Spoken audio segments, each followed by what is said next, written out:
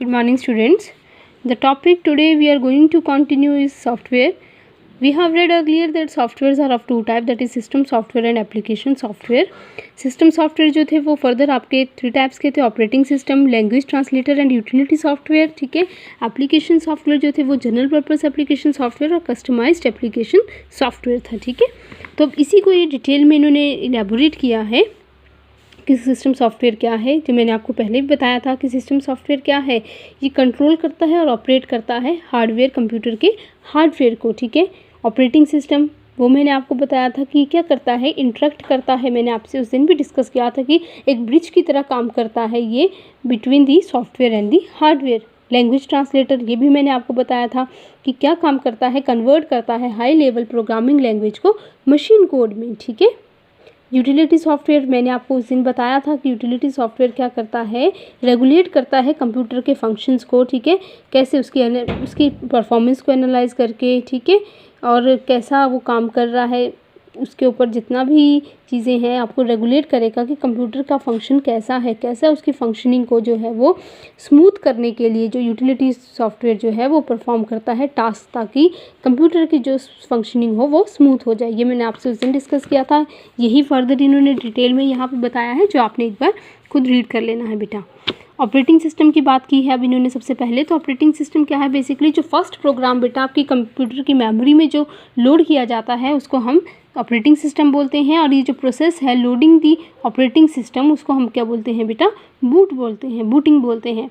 Operating system काम क्या करता है, मैंने पहले अभी फिर से डिस्कस किया है आपसे कि ये मैनेज करता है कंप्यूटर हार्डवेयर और सॉफ्टवेयर को. ठीक है. और ये एक बेसिकली है क्या, ये कि एक लिंक क्रिएट करता है between the software and the hardware. Language translator मैंने अभी आपसे डिस्कस किया क्या करता है, ये high level language programming language को मशीन कोड में कन्वर्ट करता है. और ये लैंग्वेजेस कौन कौन सी हैं आपकी, सी हो गया, C++ हो गया, जावा हो गया, पाइथन हो गया. ठीक है. ये ईजी है अंडरस्टैंड करने के लिए और इनकी कोडिंग भी ईजी है. तो ये आपका आ गया लैंग्वेज ट्रांसलेटर. असेंबलर क्या है, असेंबलर एक लैंग्वेज ट्रांसलेटर है जो कन्वर्ट करता है लो लेवल असेंबली लैंग्वेज को मशीन लैंग्वेज में. ठीक है. जैसे ये देखो असेंबली लैंग्वेज प्रोग्राम क्या हो गया, सोर्स कोड. ठीक है. सोर्स जो अपने इनपुट हम जिसको मान लेते हैं. ठीक है. सोर्स और ऑब्जेक्ट दो टर्म्स हम इसमें यूज़ करते हैं. यहाँ पे ये असेंबल ही हुआ मीन्स कि लो लेवल असेंबली लैंग्वेज को कन्वर्ट किया किस में बेटा, मशीन लैंग्वेज में. ठीक है. और ये आपके पास यहाँ पे ऑब्जेक्ट कोड हो गया. तो ये किस पे बेस काम करता है, असेंबलर. सोर्स कोड कन्वर्ट होगा असेंबलर में, असेंबलर से कन्वर्ट होगा मशीन लेवल प्रोग्रामिंग लैंग्वेज में या मशीन लेवल लैंग्वेज में. ठीक है. अब इंटरप्रेटर क्या काम करता है, इंटरप्रेटर जो है वो हाई लेवल लैंग्वेज को ट्रांसलेट करता है मशीन लैंग्वेज में. ठीक है. इंटरप्रेटर बेसिकली क्या करता है, हर एक लाइन प्रोग्राम के हर एक लाइन को जो है वो ट्रांसलेट करता है. ठीक है. As it goes through the program, जैसे प्रोग्राम पे जाएगा तो हर लाइन को ट्रांसलेट करता जाएगा. The object code produced by an interpreter can not be saved. ठीक है. जो ऑब्जेक्ट कोड प्रोड्यूस करता है एक इंटरप्रेटर, उसको हम सेव नहीं कर सकते. ठीक है. इसलिए प्रोग्राम जो है वो हर टाइम जो है वो इंटरप्रेट होना चाहिए और एग्जीक्यूट होना चाहिए. ठीक है. तो ये इंटरप्रेटर, आपने बेसिकली क्या ध्यान रखना है बेटा कि इंटरप्रेटर क्या काम कर रहा है, ये सिर्फ ट्रांसलेट कर रहा है हाई लेवल लैंग्वेज को मशीन लैंग्वेज में. कंपाइलर जैसे नाम ही आपको बता रहा है कि कंपाइल करना किसी चीज़ को. ठीक है. कंपाइल क्या करता है, ट्रांसलेट करता है सोर्स प्रोग्राम. सोर्स प्रोग्राम क्या हुआ आपका, ये असेंबली लैंग्वेज. ठीक है. इस असेंबली लैंग्वेज को जो कि हाई लेवल लैंग्वेज में रिटन है उसको मशीन लैंग्वेज में ट्रांसलेट करता है. ठीक है. अब जैसे बहुत सारी हाई लेवल लैंग्वेजेस हैं, जैसे सी है, C++ हो गया, जावा है, इनके डिफरेंट कंपाइलर्स हैं. ठीक है. कंपाइलर क्या करेगा, कन्वर्ट करेगा मशीन लैंग्वेज पे, लेकिन करेगा सिर्फ एक बार ही कन्वर्ट करेगा. It is saved in a program file and can be run when ever needed. ठीक है. ये सेव होता है प्रोग्राम फाइल में और कभी भी इसको देख सकते हो या जब भी आपने रन करना हो कर सकते हो. लेकिन इंटरप्रेटर क्या है कि ये एक ही बार बेटा जो है आपका इंटरप्रेटर जो है एक एक लाइन को पहले तो इंटरप्रेट करता है, ट्रांसलेट करता है. ठीक है. और ये जो है ये सेव नहीं किया जा सकता, इसलिए इसमें क्या है कि प्रोग्राम जो है वो इंटरप्रेट भी होगा और साथ साथ में एग्जीक्यूट भी होगा.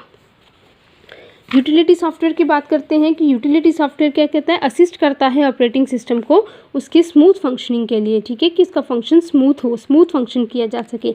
जैसे एंटीवायरस। अब वायरस क्या है, पहले तो बेटा एंटीवायरस को डिस्कस करने से पहले हमें पता होना चाहिए कि बट वायरस क्या है, एक ऐसा प्रोग्राम है जो हमारे होस्ट ठीक है, that attach itself to a host program. जो भी आप काम कर रहे हो उस काम के साथ खुद को अटैच करता है और उसकी मल्टीपल कॉपीज़ बना लेता है, ठीक है। जिससे क्या होता है, हमारा सिस्टम स्लो हो जाता है, करप्ट हो जाता है, हमारी फाइल्स जो हैं वो डिस्ट्रॉय हो जाती हैं, ठीक है। तो इन सब से बचने के लिए हम क्या करते हैं, एंटीवायरस क्या है, बेसिकली एक सॉफ्टवेयर है जो सपोर्ट करता है ऑपरेटिंग सिस्टम को, और वो वायरस फ्री इन्वायरमेंट प्रोवाइड करता है यूज़र को, कि यूज़र को वायरस फ्री इन्वायरमेंट मिलता है, जिससे ना तो उनका कंप्यूटर स्लो डाउन होता है, ना कोई फाइल करप्ट होती है, ना डिस्ट्रॉय होती है। तो ये एंटीवायरस हो गया। Disk cleanup tool assist user as how to free the disk space. अब हमारे स्पेस इंटरनल मेमोरी होगी हमारी, ठीक है, वो फुल हो जाती है, तो हम क्या करते हैं, ये डिस्क क्लीनअप से हम जो यूज़र को वो असिस्ट करता है कि आप कैसे जो है वो स्पेस अपनी डिस्क में क्रिएट कर सकते हो, फ्री कर सकते हो, ठीक है। Disk defragmenter is a disk management utility. Management कैसे करेगा यूटिलिटी की, कैसे इसको स्मूथ फंक्शनिंग करवाएगा अपने कंप्यूटर को। ये रीअरेंज करता है फाइल्स को, ठीक है, in order to increase file access speed. उनकी फाइल को रीअरेंज करेगा, ठीक है, और अपने भी लोकेशंस में उन फाइल को सेट करेगा ताकि उसकी जिस फाइल की को देखने की स्पीड जो है वो बढ़ जाए। Large files are broken down into fragments होते हैं बेसिकली बेटा स्मॉल पार्ट्स, और नाम भी इसका यही है, डिस्क डिफ्रैगमेंटर मीन्स उसको छोटी छोटी पार्ट्स में डिवाइड करता है, and stored in non continuous location, ठीक है, और उसको स्टोर करके रखता है छोटे छोटे पार्ट्स में डिवाइड करके। कंप्रेशन टूल की बात करें, what do you do if you have to save a folder in a pen drive and you have limited space. कि अब आपके पास सिचुएशन दी है कि अगर कोई फोल्डर में आपने पेन ड्राइव में जो है कोई फोल्डर क्रिएट करना है, सेव करना है, लेकिन आपके पास स्पेस लिमिटेड है, you look for compression tool, ठीक है। आप कंप्रेशन टूल के लिए लुक करते हो, जैसे WinRAR हो गया, 7-zip हो गया, ताकि वो कंप्रेस कर सके और फाइल को रिड्यूस कर सके साइज़, ठीक है बेटा। जैसे आप कोई भी फाइल बनाते हो, आपकी फ़ाइल जो है वो बड़ी है, वो उसका मेमोरी बड़ी है, तो आप उसको कंप्रेस कर सकते हो, जिससे आपके पास वो स्पेस क्रिएट हो जाएगी और आपकी फ़ाइल भी इजीली कंप्रेस हो जाएगी और वो इजीली सेव हो जाएगी, ठीक है। बैकअप जैसे नाम ही बता रहा है कि क्या करता है, बैकअप देता है फाइल्स को, फोल्डर्स को, या पूरी डिस्क को, ठीक है। So that data may be restored in case of data loss, कि अगर बाई चांस आपका डाटा किसी रीज़न करके लॉस हो जाता है, ठीक है, तो वो डाटा जो है रीस्टोर किया जा सकता है।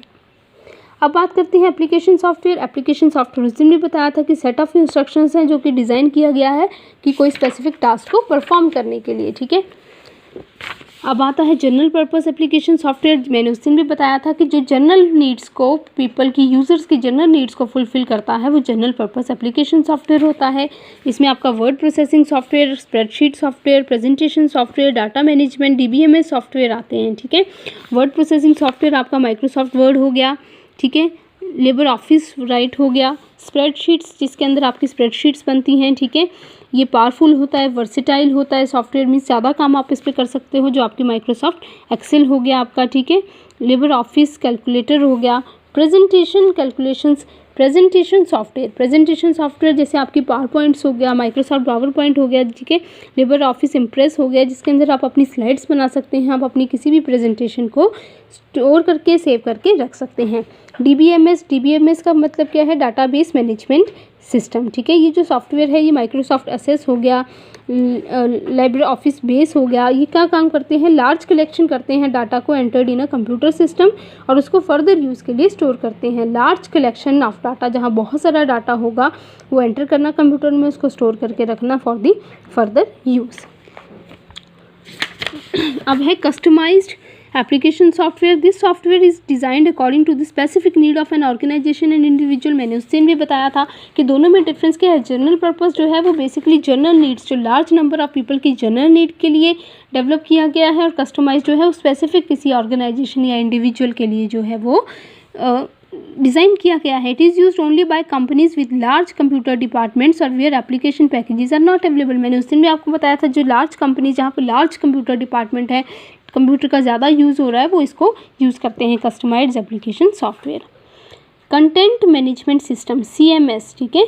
A content management system caters to the needs of the average consumer and it allow the developers to add features and make improvement along the way, ठीक है। ये एक मैनेजमेंट सिस्टम है जो कि एवरेज कंज्यूमर्स जो है उनको अलाउ करता है कि वो कोई भी नया फीचर उसमें ऐड कर सकते हैं, डेवलप कर सकते हैं और इम्प्रूवमेंट जो है वो कर सकते हैं अपनी किसी भी फाइल में। A custom CMS यानी content management system might be what you are looking for.